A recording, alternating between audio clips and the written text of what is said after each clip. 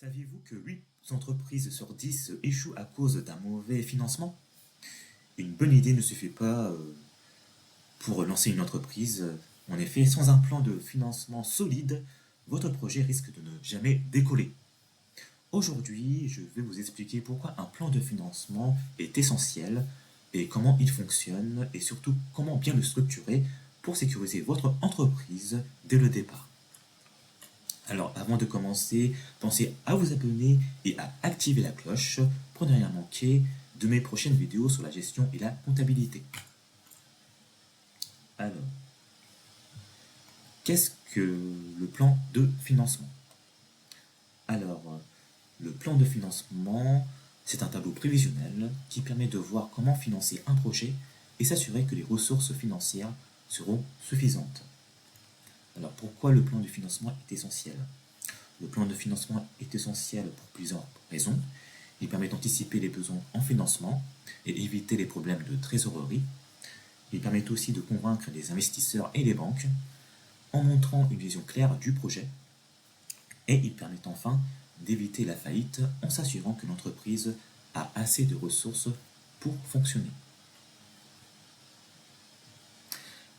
Par exemple, imaginons que vous voulez lancer une boutique en ligne. Pour cela, vous avez besoin de 50 000 € pour le stock, la publicité et le site web, etc. Mais vous ne prévoyez pas assez d'argent pour tenir 6 mois sans revenu. Qu'est-ce qui va se passer? Le résultat, c'est que votre entreprise pourra échouer avant même avoir eu le temps de décoller. En effet, il est très important de prévoir l'ensemble des composantes du plan de financement. Dans ce cadre-là, l'entreprise n'a pas anticipé ses besoins de revenus dans le scénario où elle n'a pas assez d'argent. Alors, je vais vous présenter maintenant les deux composantes clés d'un plan de financement.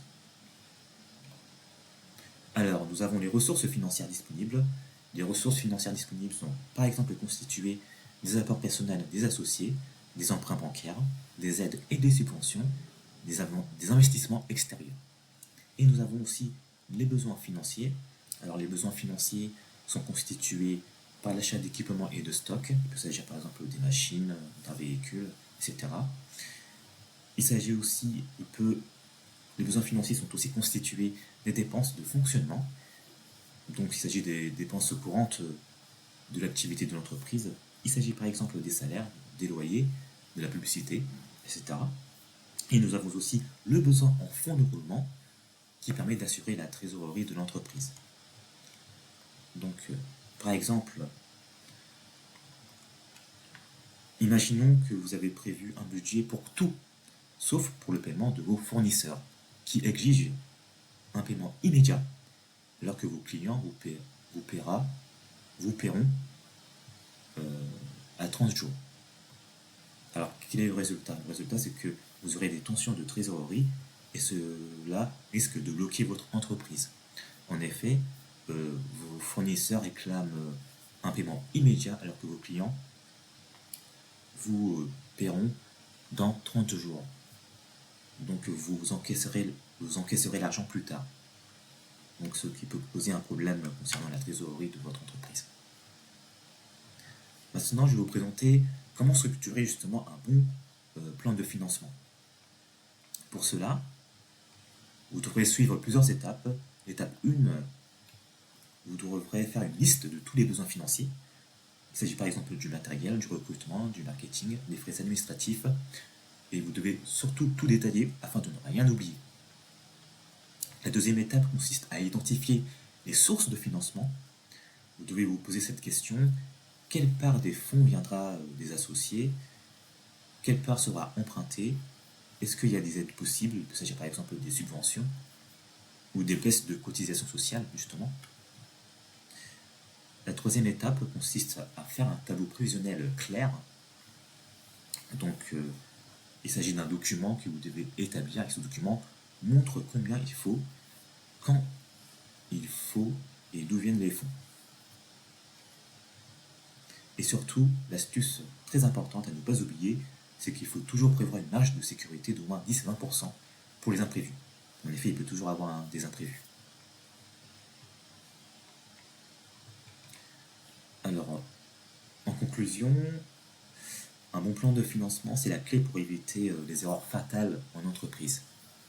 En effet, le plan de financement vous permet d'anticiper vos besoins, de sécuriser votre trésorerie et de rassurer les investisseurs. Sans le plan d'investissement, c'est comme naviguer sans carte et risquer de couler dès le départ. Alors, de votre côté, est-ce que vous avez déjà fait un plan de financement pour votre projet? Vous pouvez me partager votre expérience dans les commentaires, je vous lirai avec beaucoup d'attention. Alors, c'est la fin de cette vidéo. Alors, si cette vidéo vous a plu, n'hésitez pas à la partager ou à la liker. Et aussi, vous pouvez la partager avec d'autres entrepreneurs. Et n'hésitez pas à vous abonner pour plus de conseils en comptabilité et gestion. À bientôt!